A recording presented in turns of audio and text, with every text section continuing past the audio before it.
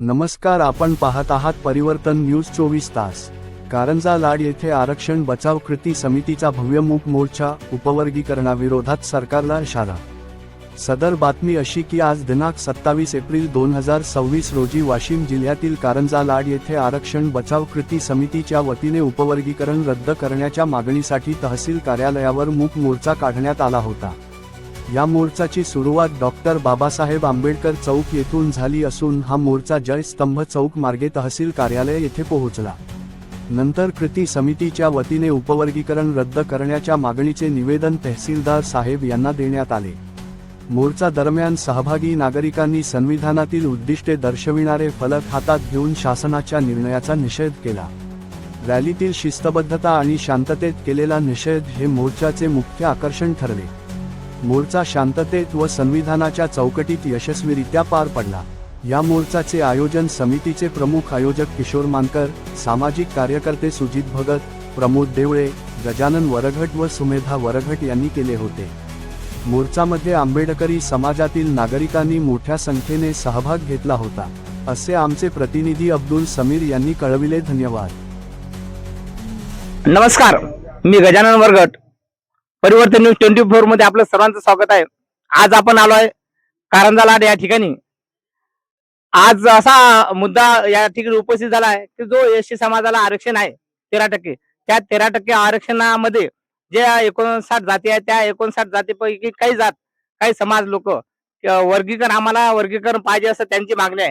त्या वर्गीकरणाच्या विरोधात आपण हा बौद्ध बांधव या ठिकाणी उपस्थित आहे आणि त्यांनी तहसीलदार मध्ये निवेदन दिलं। तर आपण त्यांच्याकडून जाणून घेऊया त्यांचे विचार काय आहेत। बोला सर।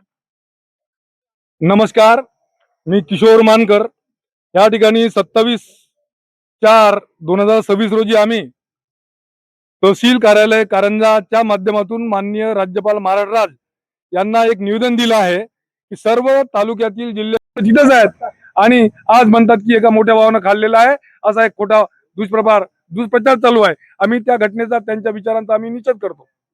59 जाती आहेत, तर 59 जातींना विभक्त करण्याचं काम म्हणजेच अबकड करण्याचं काम, तोडण्याचं काम महाराष्ट्र शासनाच्या माध्यमातून होते आहे आणि म्हणून त्याला तीव्र असा विरोध करण्यासाठी म्हणून आम्ही या ठिकाणी उपवर्गीकरण झालं नाही पाहिजे ह्या एका उद्देशाने आम्ही इथे तमाम आंबेडकरी जनता एकत्र आलेलो आहोत। भारतीय राज्यघटनेचा विजय असो, डॉक्टर बाबासाहेब आंबेडकरांचा विजय असो आणि उपवर्गीकरण रद्द झालेच पाहिजे, फक्त 3च नारे देत आम्ही या ठिकाणी डॉक्टर बाबासाहेब आंबेडकर चौक ते कारंजा तहसील पर्यंत आम्ही हा मूक मोर्चा काढलेला आहे। बरं सर, आता यानंतर तुमचा हा प्रश्न तुम्ही मांडला सरकारकडे, राज्यपालाकडे निवेदन दिलं, तर यानंतर पुढचा विचार काय तुम्ही सांगाल का? यानंतर जर का सरकारने हा निर्णय मागे नाही घेतला तर यानंतर हे आंदोलन अति तीव्र आम्ही करू आणि महाराष्ट्रभर त्याचा प्रतिसाद मग सरकारला दिसेल। ठीक आहे, ठीक आहे। तर आपण आणखी उपवर्गीकरणा संदर्भात आपण जाणून घ्या या मॅडम सोबत। जय भीम सर्वांना।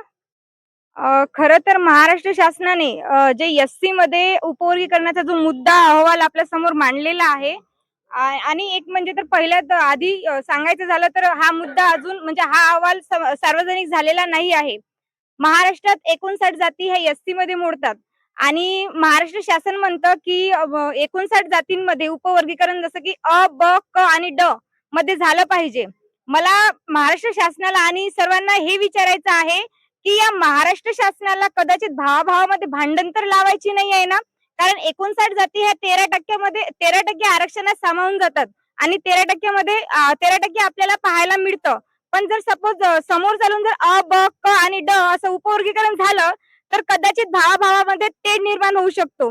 मी शासनाला एकच विनंती करते की हे बदल समितीचा अहवाल जो त्यांनी सार्वजनिक केला पाहिजे आणि उपवर्गीकरण थांबलं पाहिजे। तसेच आपल्या सर्वांना शत्रू आणि मित्राची ओळख झाली पाहिजे आणि जर का उपवर्गीकरण करायचंच असेल तर जसं माननीय कांशीराम साहेब म्हणतात की जिसकी जितनी संख्या भारी उसकी उतनी भागीदारी, तर त्याआधी सर्वांची जनगणना झाली पाहिजे आणि त्यानंतरच महाराष्ट्र शासनाने निर्णय घेतला पाहिजे। बरं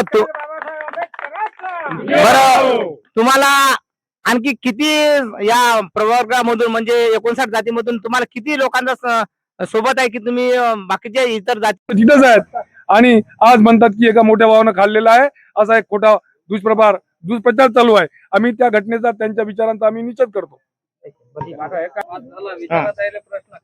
त्याला नाही माहित त्याला काही ते फक्त